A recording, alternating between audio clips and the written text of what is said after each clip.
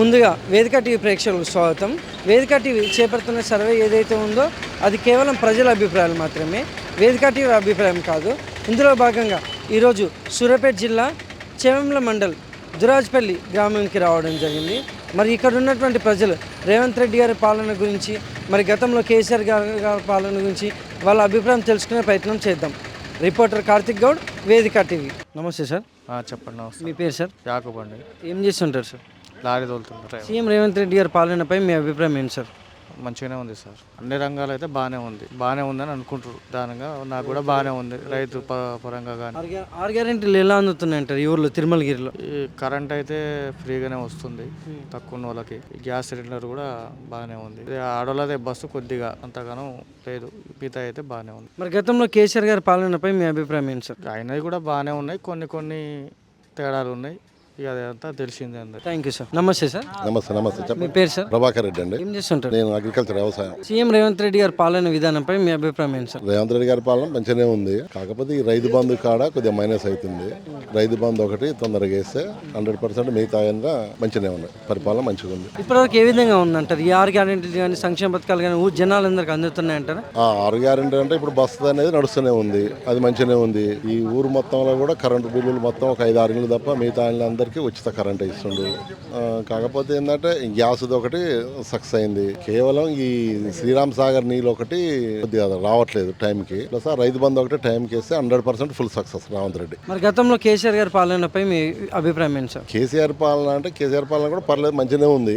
కాకపోతే ఏంటంటే ఆయన చేసిన అప్పులకి వీళ్ళు వడ్డీలు కట్టలేక ఈ లేట్ ప్రాసెస్ ఇది అంతా నడుస్తుంది. ఆయన చేసిన పథకాలు కొన్ని బాగున్నాయి, కొన్ని వేస్ట్ పథకాలు ఎక్కువ పెట్టిండు. దానివల్ల అధిక భారం పడి ఇప్పుడు అప్పుల పాలయ్యి ఆ వడ్డీలు కట్టలేక ఈ రేవంత్ రెడ్డి గారు చేయలేకపోతారు. ఇప్పటికైనా ఈ రేవంత్ రెడ్డి గారు అయినా ఆలోచించి ఈ రైతు బంధు ఒకటి ప్లస్ ఆ నీళ్ళు ఒకటి ఇస్తే 100% అన్ని కరెక్టే. దాంట్లో ఎట్లాంటి డౌట్ లేదు, మంచి పరిపాలన, ఏ ఇబ్బంది లేదు. Thank you sir. Okay.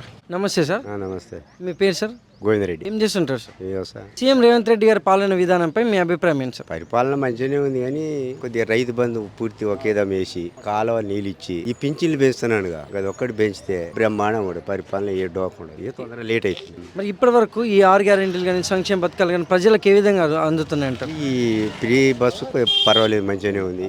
Gas ఉచిత కరెంటు కూడా మంచిగా సక్సెస్ అయింది కానీ బిల్లులు మాపేని మంచిగానే ఉంది. మరి గతంలో కేసీఆర్ గారి పాలన విధానంపై మీ అభిప్రాయం ఏంటి? కూడా కొన్ని మంచిగానే ఉన్నాయి, కాదంటానికి కూడా లేదు. కొన్ని మంచిగానే చేసిండు, కొన్ని ఆయన తప్పుల వల్లనే ఓడిపోయింది. మనం కరెక్ట్ అంటే అయ్యేది ఏముండదు. ఆయన కూడా పొరపాట్లు చేసే ఉన్నాడు. ఇక్కడ ఇంద్ర మిల్లులకు దరఖాస్తు పెట్టడం కానీ పేర్లు రావడం కానీ జరిగిందా సార్?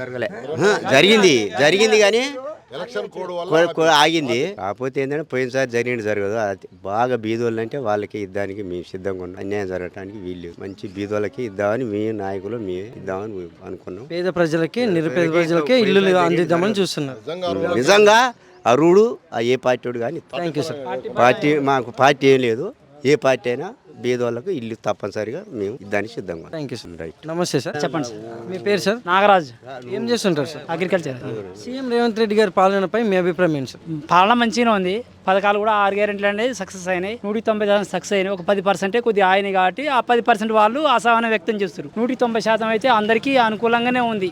పేదవాళ్ళకి ఇంకా అభివృద్ధి మంచిగా ఉంది. ఎందుకంటే ఉచిత కరెంట్ అనేది మంచిగా అందరికి అనుకూలంగా ఉంది. బస్సు ఉంది, ఇప్పుడు ఈ ఇండ్లకి వచ్చే కరెంటు ఉచితంగా ఉంది, గ్యాస్ ఉంది. అన్ని పథకాలు కూడా అందరికి బోనస్ వేసిరు, రైతు రుణమాఫీ వేసిరు. ఈ రకంగా అందరికి అనుకూలంగా ఉంది. ఎంప్లాయీస్ కూడా జాబులు ఇచ్చిండు. అన్ని పథకాలు కూడా మంచిగా అభివృద్ధి చేస్తుండు. లేని వాళ్ళని మంచిగా కనిపెడుతుండు, ఉన్న వాళ్ళు కూడా అందరిని ఆదుకుంటుండు. అన్ని రకాలుగా మంచిగా ఉంది. మరి ఇలా చూసుకుంటే గతంలో కేసీఆర్ గారి పాలన విధానంపై మీ అభిప్రాయం ఏంటి సార్? కేసీఆర్ పాలన ఇప్పుడు 10 సంవత్సరాలు చేసిరు కాబట్టి అభివృద్ధి చూసిరు జనాలు. ఇప్పుడు రేవంత్ రెడ్డి చేస్తుండు కాబట్టి మంచిని చూస్తారు, చెడుని కూడా ఏదైనా ఉంటే సరి చేసుకుంటారు. అంతే అండి. Thank you sir.